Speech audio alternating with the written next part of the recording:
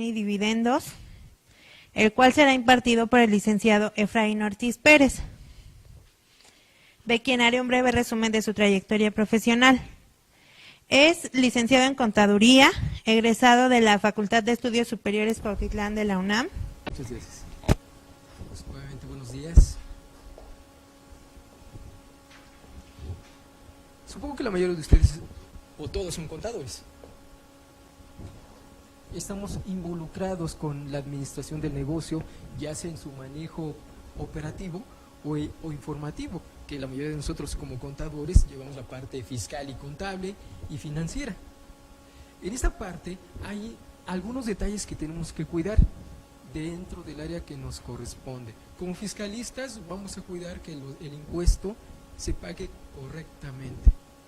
Algunos creemos creen que el contador está hecho para reducir los impuestos, y no precisamente y no necesariamente. Una empresa sana, de lo que más se va a preocupar es de los impuestos. Los impuestos se van a convertir como que en un costo de la operación.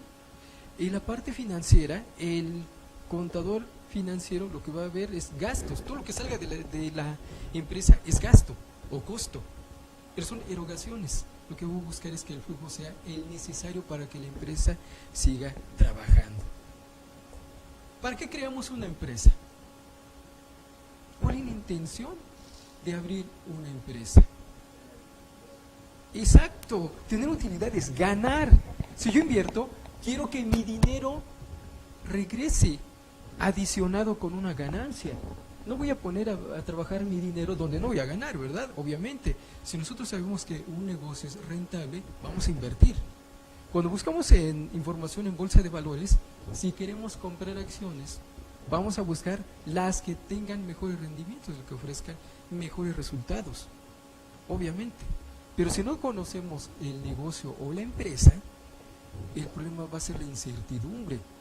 ¿Vale la pena invertir o no? Estadísticamente, ¿cuánto dura un negocio desde inicio?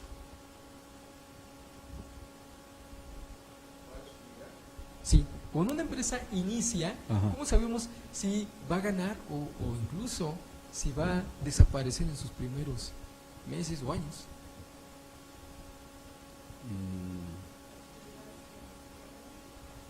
Ok, bueno, estadísticamente se dice en la economía que un negocio, a lo mejor en los 3 primeros años, 3 de 5 desaparecen, y al 5.º año solamente una, dependiendo del tipo de negocios. Hay negocios que por accidente son muy rentables. Cuando aquel pega el negocio que es el negocio de su vida, a lo mejor fue por accidente, pero de alguna manera supo darle en el lugar correcto. Y también puede ser que nosotros pensemos en un negocio que a lo mejor es redituable, es muy rentable, y resulta que a la mera hora no lo es.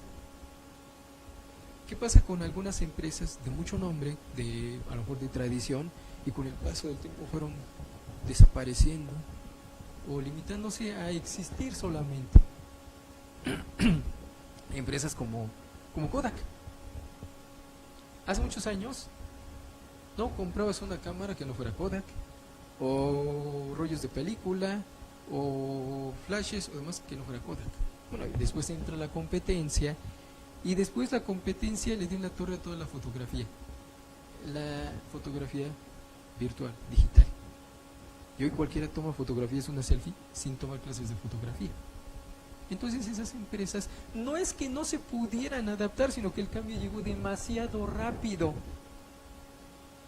Y el negocio, desgraciadamente, no necesariamente quiere decir que fracasó, pero sí bajó de ingresos. Entonces, ¿para qué queremos abrir un negocio?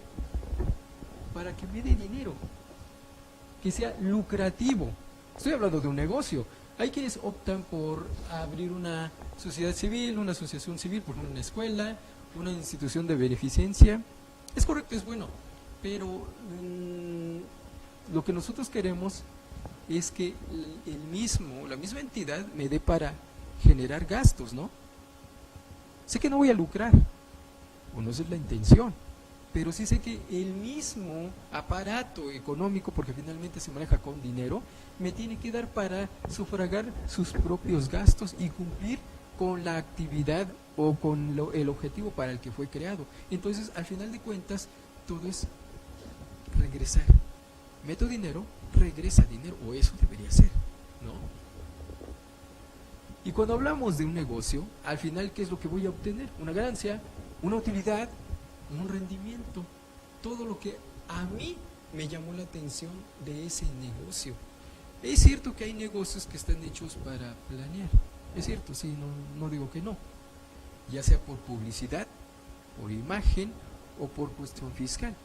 Hay empresas que nacen para absorber ingresos, movimientos de otras. Nos ha tocado en algunos casos, a lo mejor algunos de ustedes, en grupos corporativos, abrir una empresa donde se manda toda la basura de las demás empresas, las saneas y esta empresa desaparece. Pero fue creada expresamente para eso. Y hay algunas otras empresas de grupos también corporativos muy grandes que abren, no sé, una asociación civil, una sociedad civil, con la intención de generar imagen a los dueños. Fundaciones de todo tipo. No digo que esté mal, al final de cuentas tiene un objetivo, ¿no? Aunque su intención sea imagen.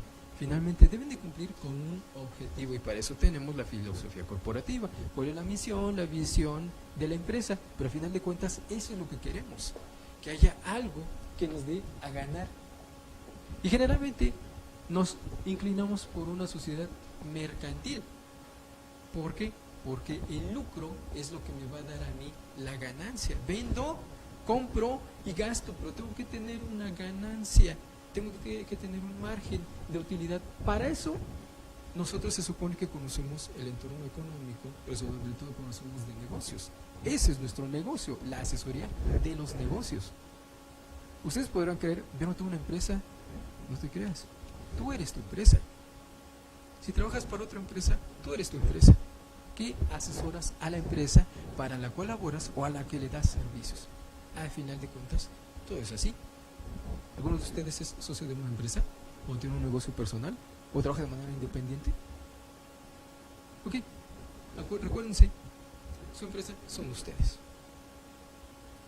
Cuando tienen gastos, cuando tienen ingresos, necesitan saber cuánto les va a rendir el gasto o cuánto les va a quedar para ahorrar. Al final de cuentas, todo es importante. En México, las principales sociedades son estas. El nombre colectivo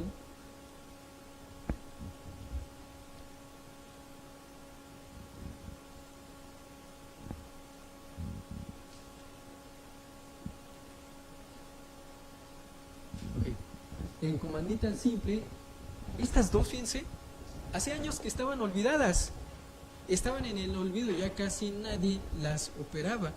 Y resulta que hace a lo mejor poco menos de 5 años, no, un poco más de 5 años, empiezan a generar este tipo de empresas.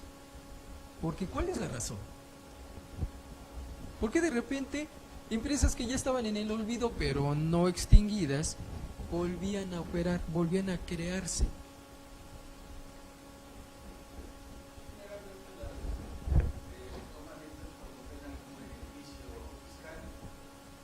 Claro. O algún beneficio en responsabilidad de los socios. Digo, yo desconozco el tratamiento de particular de nombre colectivo, de una comandita simple, pero pues es lo que he visto, que a veces retoman alguna de esas sociedades porque tienen algún beneficio. En este caso, lo que originó de repente su empleo fue las empresas de outsourcing. Cuando lo sacaron del control mercantil, buscaron ese tipo de sociedades para tener un poco más de entrada en las empresas. Pero sí, ya no había muchas. Yo creo que si conozco alguna, es mucho. Si ustedes tienen alguna, que no lo creo, es posible, pero no lo creo. Y para que encuentren una,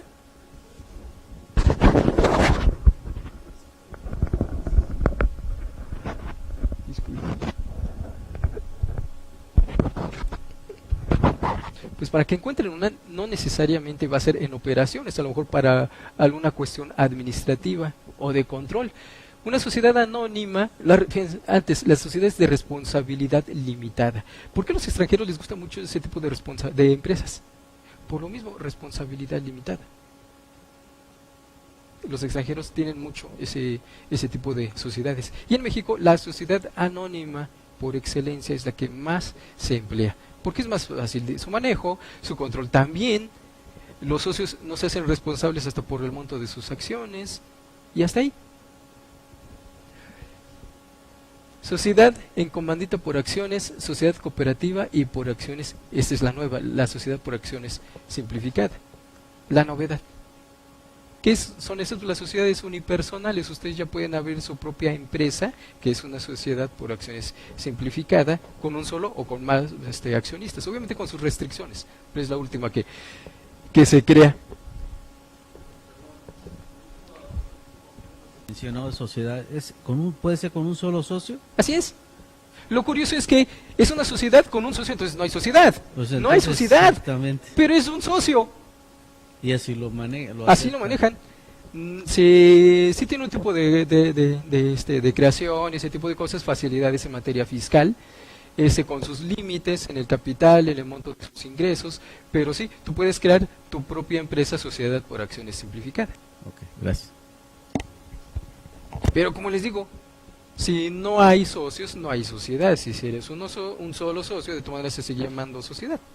Son unipersonales. No son necesariamente nuevos, pero aquí en el país sí. Es una copia de un modelo español combinado con argentino. O sea, en el extranjero ya existían. Aquí, de hecho, ya se había aprobado su existencia, las sociedades unipersonales. Hace tiempo lo había frenado la presidencia, finalmente ya entró en vigor. Ahora, todas las sociedades mercantiles, porque nos vamos a centrar en estas empresas, sociedades mercantiles, todas las sociedades se reputarán mercantiles. Por entrada, nosotros decimos que son mercantiles las que se dediquen o las que estén constituidas como las que acabamos de mencionar. Ese tipo de empresas que son de tipo mercantil, sus operaciones de entrada se entiende que son mercantiles. Y podrán hacer todas las actividades de comercio necesarias para el cumplimiento de sus operaciones, de sus objetivos, salvo lo que expresamente esté prohibido en ley. Curiosamente, ¿por qué hay sociedades ahorita ya no tanto? Pues recordarán, a lo mejor cuando eran estudiantes y leían un acta constitutiva, y muchos de esos actas constitutivas tenían una duración de 99 años. ¿Pero por qué 99 y no 98 o 100 o 101 o 110? ¿Quién me obligaba o quién me lo prohibía?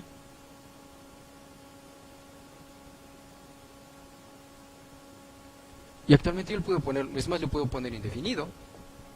Y si el objetivo de esa empresa fue durar 99 años y muchas ya estuvieron, que de hecho ahorita ya hay muchas que pasaron esos 99 años, tendrían que hacer una ampliación. Así estaban creadas. ¿Por qué así se les ocurrió? En su momento, bueno, es una cuestión histórica, tratados con el extranjero, después ya de la revolución, pues esas primeras empresas duraban con facilidades administrativas, más que nada extranjeras, durante 100 años, y ahí se quedó, como para un machote de que alguien pudiera utilizar ese mismo modelo de acta constitutiva, y también 99 años, porque había transcurrido un año del decreto que se emitió en su momento. Pero incluso pues no está en una ley que te diga que tiene que ser 99, 98 o menos de 100. Son una de las curiosidades que tenemos ahí en nuestras sociedades. Todas estas sociedades emiten acciones. Una acción es la parte representativa del capital de una empresa. Acuérdense que incluso en materia financiera hay un postulado que se llama entidad. Y quiere decir que la empresa existe por sí sola y es independiente de los dueños. Pero efectivamente los accionistas son los dueños de la empresa. Claro que son los dueños, pero entonces, ¿por qué un principio y una ley incluso me dice que existe y es independiente de la empresa? Porque propiamente los dueños de la empresa son las acciones, y las acciones son la parte representativa del accionista. El inversionista lo que tiene son acciones. No es propietario de la empresa, es de las acciones. Y las acciones le permite a través de un poder o de un acta constitutiva lo que él puede hacer con la empresa. Le dan un poder amplio por actos de dominio y administración, pueden hasta vender las acciones de la empresa. Pero lean un poder especial, está limitado. A lo mejor para actos administrativos, a lo mejor para ir a tramitar algo ante el SAT, a no sé, atender cuestiones laborales. Son actas especiales, poderes especiales. Precisamente porque solo aquel dueño se va a asignar el poder más amplio que pueda tener. Entonces, las acciones son la parte en que se divide el capital social y es la parte que representa la propiedad de el accionista. El accionista es dueño de las acciones a su vez son dueñas de la empresa. Una figura inanimada, por lo tanto, alguien tiene que tener la propiedad. Por eso en México todas las acciones son nominativas, de una persona que es dueño. No existen, o al menos yo no he visto, salvo que ustedes me digan lo contrario, una acción al portador.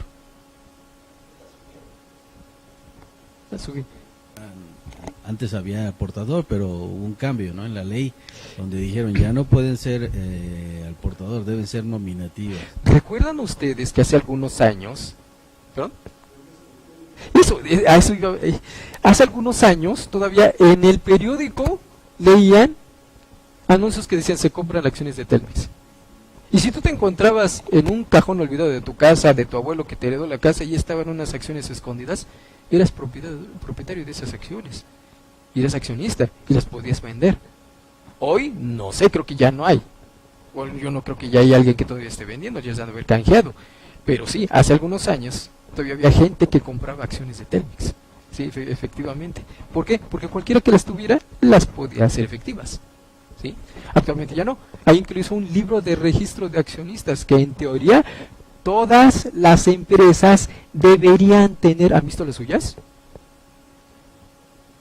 ¿La tiene? ¿Usted? El libro de actas de asamblea, variaciones en el capital. Es que si no nos la piden, no las hacemos. Pero ahí están. Ahí están. Sí, ahí que es lo que vamos a tener en el libro de registro de accionistas, quiénes son los dueños de las acciones y si hay una compraventa entre ellos. ¿Quién es el nuevo accionista? Hay asientos en ese libro. A lo mejor son 5 o 10 hojas de uso, las demás están en blanco, algunas nada más las estrenaron y ya están. Les conviene tenerlas en el momento, porque pues les llega una auditoría o una revisión de quien menos espera, que es de la Secretaría de Economía. A casi nadie les llega, pero por si les llegara a una invitación, un requerimiento de información por inversionistas extranjeros. Entonces le tienes que comprobar cómo tu libro de registro de accionistas. Variaciones en el capital. ¿Cuándo se mueve el libro de registros de accionistas? Cuando entra un accionista o cuando cambian, ¿verdad? Hay una venta entre accionistas, cambia el dueño. Entonces se mueve, hay que actualizar ese libro de registro de accionistas. Y el libro de variaciones en el capital contable, solo si hay aumentos o disminuciones. Variaciones en el capital contable. Contable, Ajá. incluye las utilidades. Ok. Entonces, cada año. Ok, aquí el punto es este. Cuando ustedes venden acciones entre accionistas, el capital no se va a mover. Correcto. Lo que se va a mover en ese momento, y tiene que ver con lo que vamos a ver hoy, es el decreto de dividendos, las utilidades, o la capitalización de pérdidas. ¿Por qué? Porque hay que hacer una junta, un acta de asamblea ordinaria, donde se aprueben los estados financieros. ¿Y qué hay en los estados financieros? El estado de resultados, la utilidad neta del ejercicio. Y esa utilidad neta del ejercicio la capitalizan con las cuentas del capital contable. Y ahí entran esas utilidades. Específico. Qué bueno que lo menciona. Pero ¿y los demás no tenemos esos libros? Y algo que también es curioso. En muchas empresas mandan a encuadernar y empastar las pólizas. ¿Y los libros? ¿Han visto, no? Empastadas las pólizas y los libros. ¿Dónde están los libros? El libro mayor, el libro diario viene lo que están en las pólizas. Y no los tienen. Hace falta actualizarse. Lo que pasa es que no es frecuente que nos pidan una información así. Pero sí es importante mantenerlo en el momento.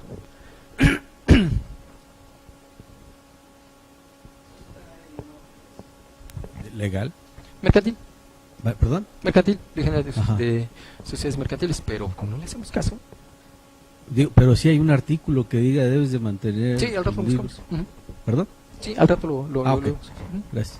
Ahora bien, ya tenemos las utilidades, sabemos que una empresa va a tener utilidades, unas son para los trabajadores, la PTU, otras son para los socios, los dividendos.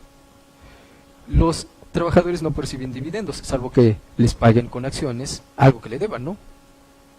Los accionistas no participan de las utilidades, sino de los dividendos. Participan de las utilidades solo que también fueran trabajadores, que tuvieran una relación laboral con la empresa. Por ejemplo, yo soy accionista y al mismo tiempo contador de la empresa. Puedo ser también entonces un trabajador. O a lo mejor yo llevo la parte legal de la empresa independientemente de que sea accionista. Entonces también soy trabajador. Por lo tanto, tengo derecho a los dividendos. Digo, las utilidades, la participación de utilidades. Pero los dividendos son específicamente para los accionistas. ¿Sí?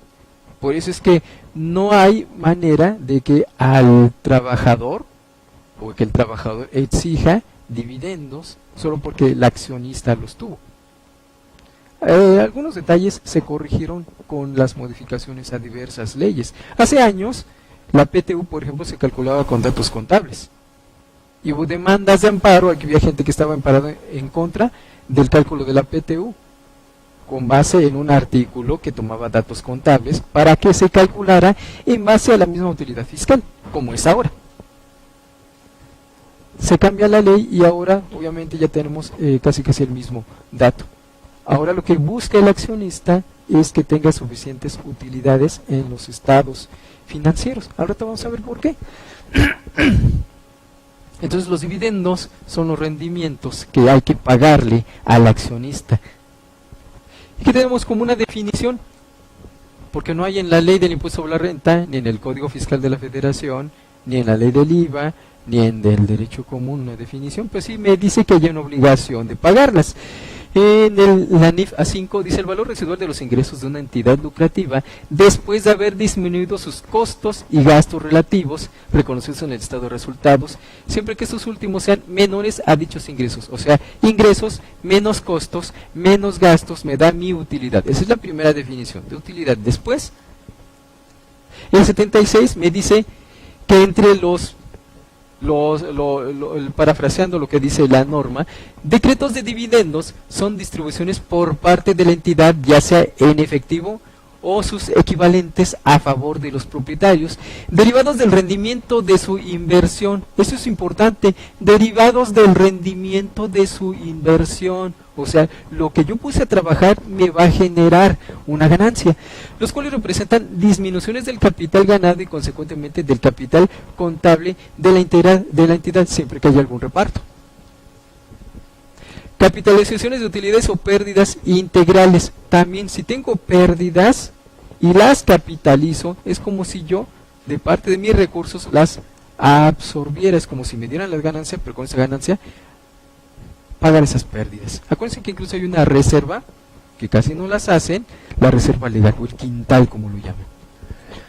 En esos textos tomados de una norma de información financiera, tenemos algo que nos da una idea de lo que debemos de llamar dividendos.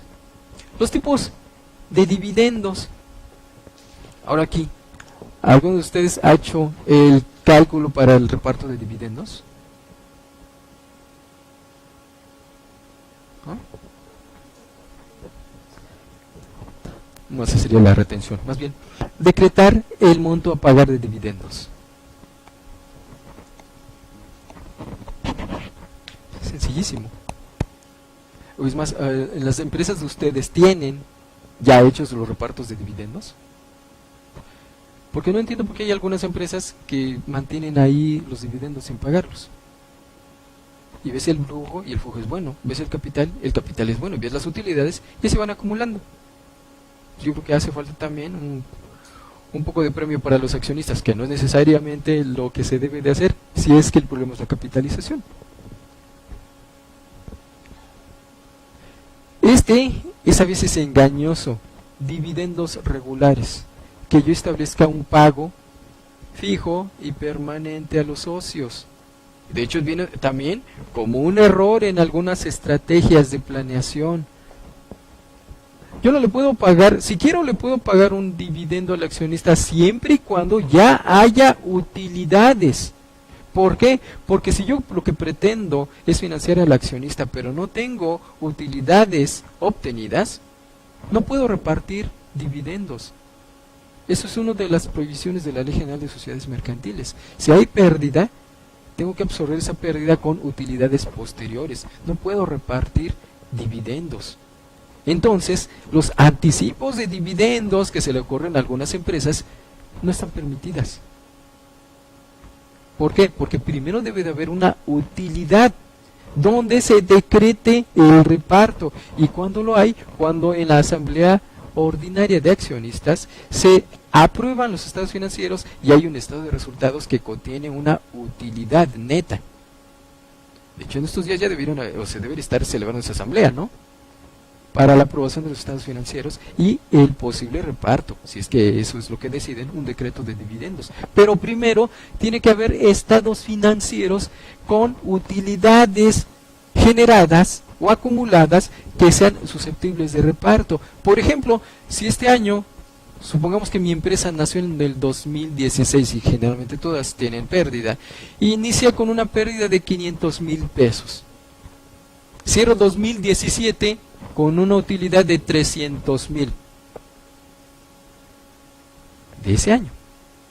Pero acumulada yo sigo teniendo una pérdida, ¿no? De 200,000 pesos. Entonces no puedo repartir dividendos así. Ni el del ejercicio que tuvo utilidad. No puedo repartir. Hasta que esas utilidades alcancen a cubrir las pérdidas. Si no, no puedo. Por lo tanto, no hay anticipos de dividendo. No pueden. Y otro accionista que se dé cuenta, si es que no es para todos, si entonces les doy anticipos de dividendos, nadie va a decir nada. Pero si solamente quiero favorecer uno y los demás se dan cuenta, pueden exigir que este accionista reintegre el dinero que percibió por concepto de dividendos, porque se supone que no existen esos dividendos, ¿eh? Hay que tener cuidado ahí. Yo creo que aquí no le ha pasado a nadie, porque ya les hubiera visto cara de sorpresa. Entonces, si alguien les dice, paga anticipos de dividendos, no lo hagas, no está permitido, mejor establece un sueldo. Al accionista sí se puede, que lo que tienes que hacer es solamente retenerle y no tendrá el tratamiento necesariamente de salario, puede ser como ingresos asimilados a salarios. Y ya le retienes vía a tarifa del artículo 96. Y estás financiando al accionista y no tienes que pagarle anticipos de dividendos porque vas a tener problemas. Mejor págale como ingresos asimilados a salarios y hazlo con todos y ya, vas financiando al accionista. Pero no hagan eso de anticipos de dividendos, eso no hay. No es lo mismo que con los anticipos de PTU. Si a un trabajador le doy anticipos de PTU, a lo mejor no pasa nada. Cuando llegue el día del cálculo definitivo, cuando ya se asigne el reparto de utilidades y resulta que le toca menos de lo que realmente le pagué, ¿yo qué tendría que hacer? La DIFE, ¿perdón? O le cobro, lo considero como préstamo o se lo dejo como un ingreso, pero ya no es PTU, sería un ingreso adicional. No tendría el tratamiento de PTU. Y así es menos lo que yo le pagué con relación al que definitivamente se va a pagar. Bueno, no hay problema, le doy la diferencia y ya, no pasa nada.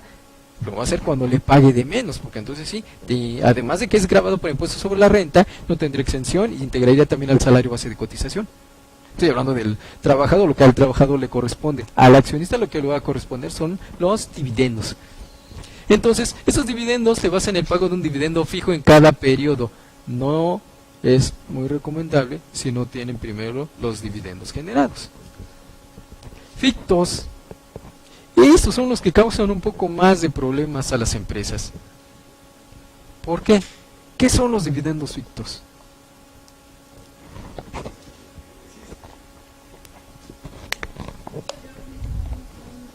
¿Un anticipo que un dividendo ficto?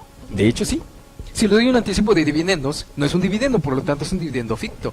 Estoy dando dinero. Aunque haga de cuenta, la empresa tiene 7 años. Ajá. Y los 6 años anteriores siempre ha sido con utilidad. Y el 7º año, al parecer por la tendencia, va a tener utilidad. Ni así se le puede dar un anticipo de dividendos. Ah, bueno. Ahí Sí está. está como permitido. No es que esté permitido, más que ya no tendrías problema, nada más faltaría el requisito del decreto. ¿Sí? Que se aprueben los estados financieros y digan cuánto es lo que se va a repartir, pero al final de cuentas, si hay utilidad, repartible.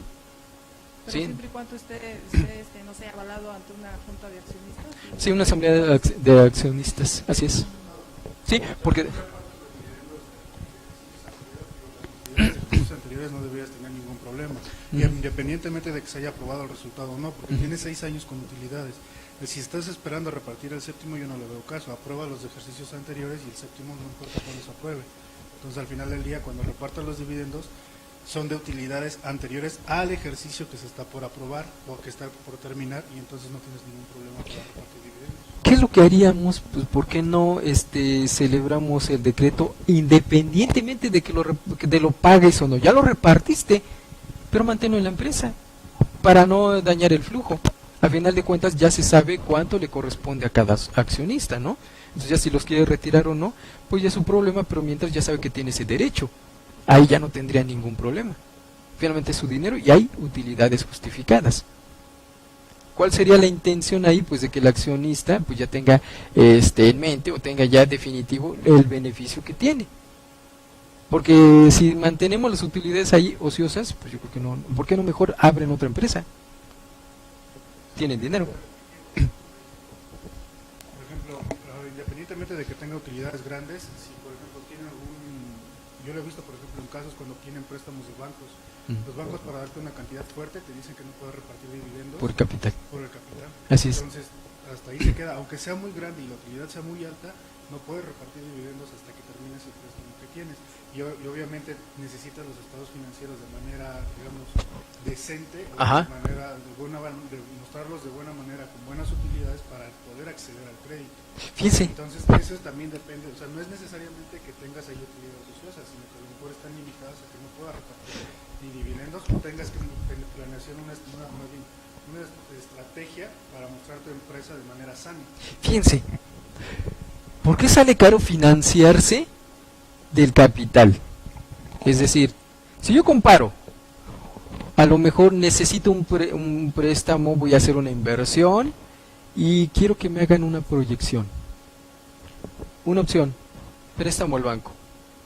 Otra, emisión de acciones y capitalización. Nuevos inversionistas que aporten a la sociedad. ¿Por qué es más caro financiarse del capital? No, y además de eso, ya lo tienes ahí permanentemente y cada que haya utilidades hay que pagarle dividendos a esos nuevos inversionistas. En cambio al banco ya le pagas el préstamo más el costo por la inversión, los intereses y ya, ahí terminó. No pasa nada, pero con el accionista, además de que solamente te aportó una sola vez, por esa sola vez todo el tiempo le tienes que pagar dividendos. Entonces, financiarse del capital sí sale caro, ¿eh? Entonces hay que ver allí las posibilidades, todos esos detalles que en algún momento podrían suceder. ¿Cómo me conviene más manejar mi empresa? Si tengo un capital muy, muy sano y muy importante, a lo mejor, pues, no sé, abrir otra empresa o invertir.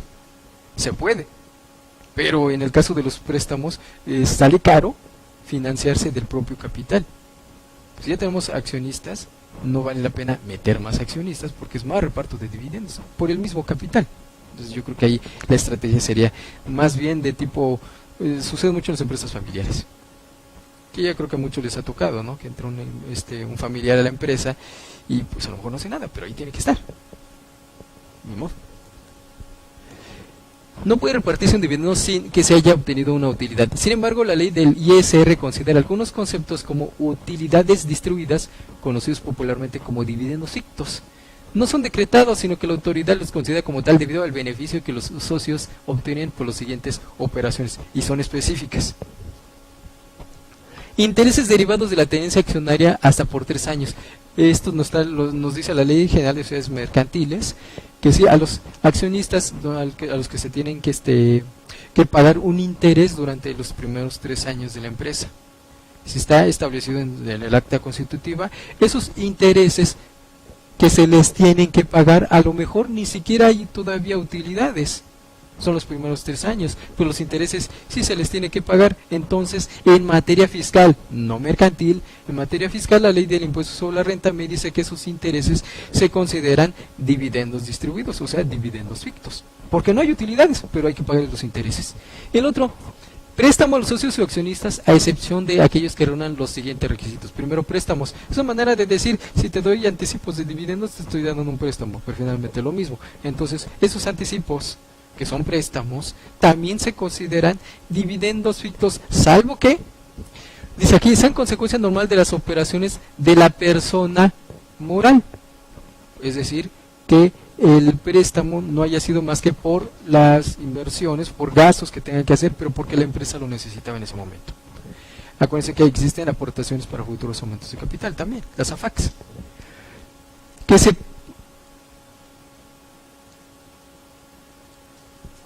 se pacte. Ajá. Cuando por ejemplo tú tienes, no sé, que tú como accionista, tú ya hiciste tu inversión, ¿no? Pero ahora lo que necesitas es hacer una operación adicional, no sé, una compra, un gasto, pero va a ser a cuenta de la empresa. Y la empresa por alguna razón, por ejemplo por las partes relacionadas, no te quieren involucrar ahí. Entonces hazle el préstamo al accionista con un contrato de préstamo, se fijan los intereses para que sea neutral, y entonces ese préstamo ya no se consideraría un dividendo ficto. Cualquiera de esas operaciones obviamente son parte de la operación de la empresa. O sea, si tú quieres comprarte una casa para irte de vacaciones y pides un préstamo, obviamente ese préstamo ya no es parte de la operación de la empresa, sino es un beneficio para ti. ¿Sale? Se pacta pagada a obligacionistas. Son esos precisamente los que están como los accionistas, ¿cómo se llama? Industriales de la empresa. Perdón. Que se pacte a plazo menor de un año también con respecto al préstamo por la recuperación. ¿Por qué? Porque si se pacta a más de un año se entiende que estás beneficiándote, ¿sí? Entonces lo que se quiere ahí es justificar la recuperabilidad. Que el interés pactado sea igual o superior a la tasa que fije la Ley de Ingresos de la Federación para la prórroga de créditos fiscales. ¿Ustedes recuerdan hace algunos años lo de los ingresos en servicios por préstamos? Tú le prestabas a un trabajador una tasa muy baja. Esa diferencia entre la Ley de Ingresos de la Federación y la tasa que tú, o sin tasa que tú le establecieras, se consideraba un ingreso para el trabajador. Se llamaba ingreso en servicios. Es exactamente lo mismo. O sea, para que haya para que no se considere también dividendo ficto, que el interés sea el mínimo que establezca la Ley de Ingresos de la Federación.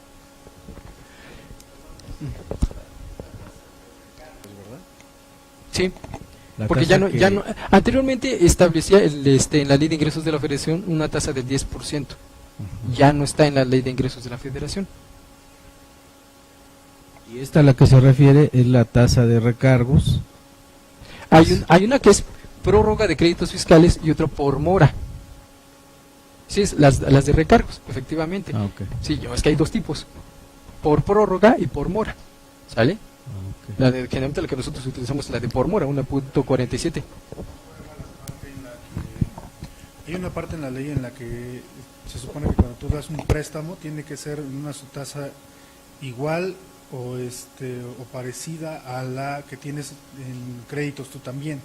O sea, por ejemplo, tú tienes capitalización delgada. Exacto. Ajá. ¿Juega eso también aquí? No, porque esto no es necesariamente para el accionista. Bueno, pero si forma parte, digamos, como en el caso anterior, que si fuera parte de la operación normal, entonces sí tendría que ser más o menos igual. Pues no lo dice. Conservadoramente lo trataríamos de esa misma manera. Sí. Sí. Que efectivamente se cumplan estas condiciones, obviamente las que mencionamos. Otro, gastos no deducibles que beneficien a los accionistas. ¿Han visto sus revisiones de gastos? Y está el súper, ¿no? El club, el gimnasio, las colegiaturas de los hijos, sus vacaciones, hasta los regalos a su segundo frente. Para eso están los gastos de representación, ¿no? Entonces, esos gastos, si son directamente relacionados con el accionista, también se consideran dividendos fictos, distribución de dividendos. Ingresos omitidos. Híjole, Pues ahí habría que ver por qué fueron esos ingresos omitidos, ¿no? ¿Se fue una orden? Generalmente si son ingresos de la empresa, nosotros como contadores sí lo registramos, ¿no? Salvo que nos den una orden de por ahí de no considerar esos ingresos, que no veo por qué, no habría manera. Pero en todo caso, ingresos omitidos se consideran dividendos fictos. Compras registradas que no se hayan realizado en realidad. ¿Para qué? Para inflar el costo. Entonces todo ello obviamente al que va a afectar es al accionista. ¿Sí? Y sobreinventariarte sin justificación. La utilidad fiscal determinada por la autoridad e incluso presuntivamente, que te llega una presuntiva de ingresos. Ya ven, por ejemplo, la discrepancia fiscal, algo similar. Que te digan, oye, gastaste más de lo que cobraste. Quiere decir que me estás evadiendo impuestos porque no me estás declarando los ingresos que fueron necesarios para esos gastos. Igual aquí, ¿sabes qué? Tienes una utilidad que por alguna razón la autoridad presuntivamente te está fincando. Por ejemplo, en las declaraciones de personas físicas, cuando ustedes llegan al tope de las deducciones personales, ¿qué pasa con las demás? ¿Las quitan? ¿Ya no las registran?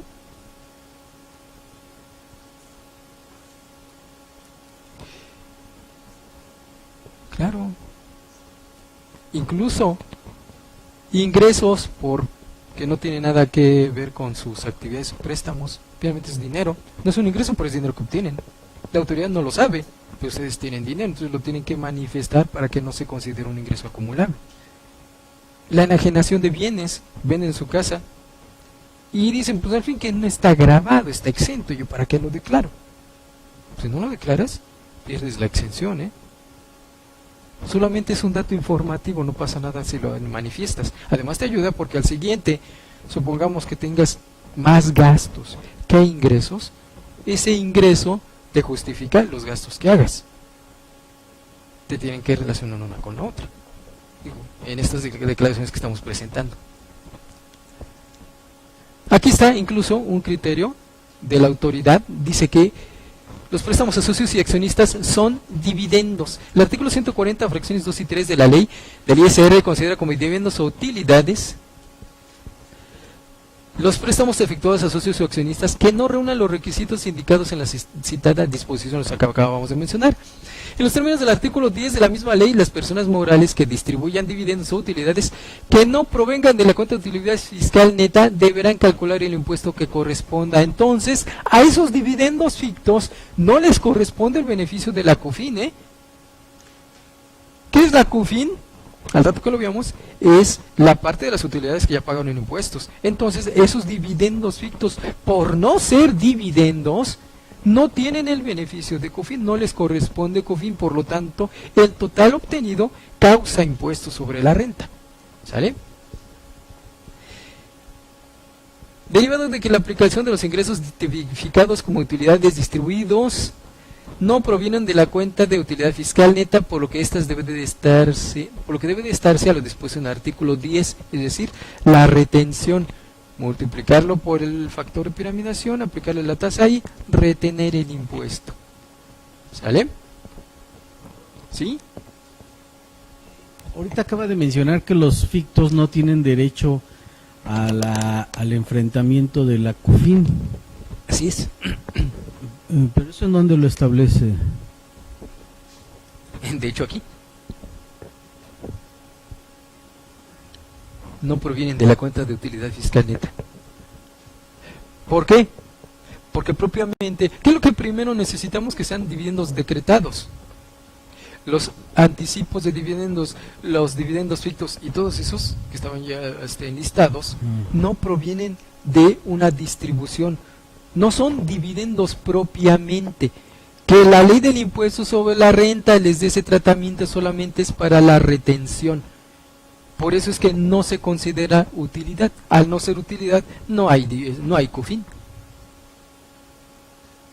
De hecho, es más un gasto que una utilidad para la persona que lo erogó. Entonces, dividendos fictos no tienen CUFIN, ¿sí? Okay.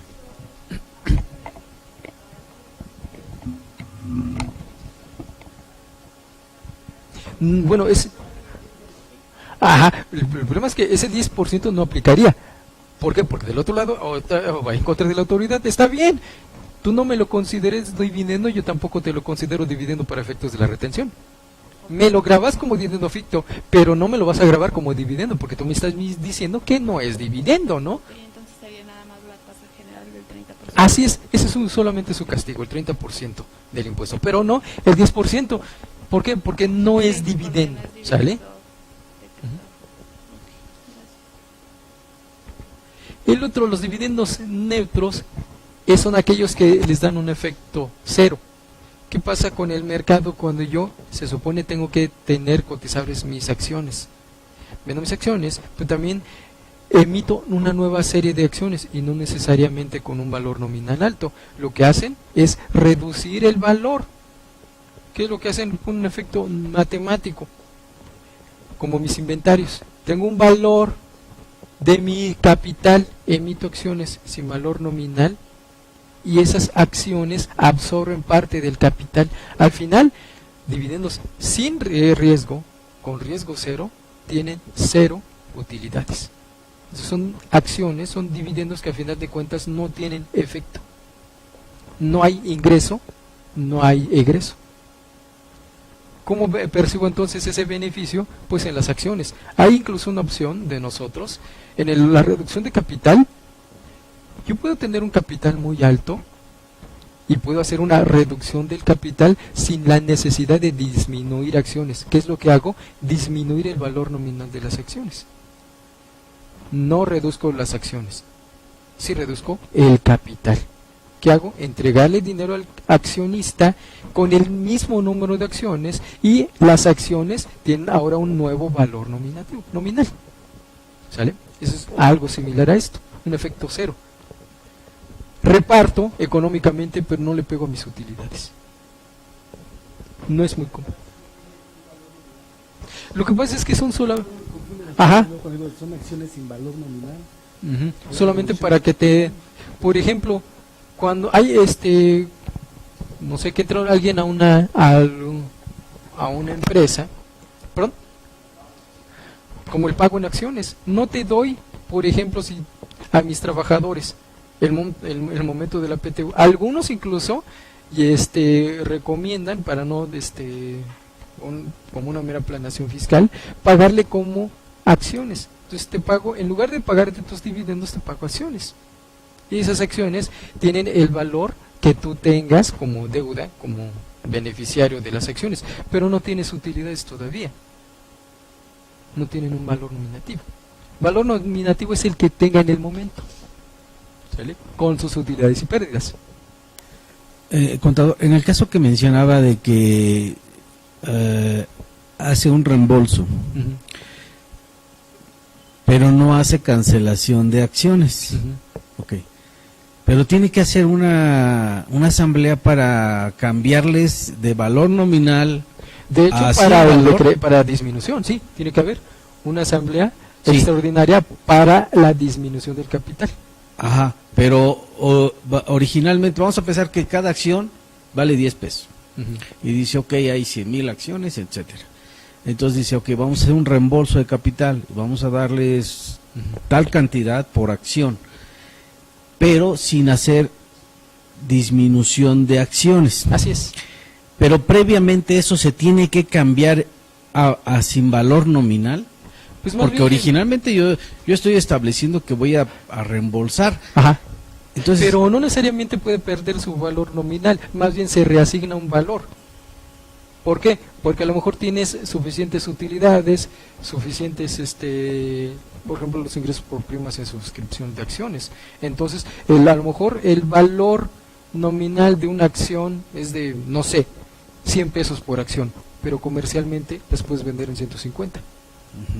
Entonces, ese valor adicional es el que te puede dar beneficios a ti, igual que en el reembolso.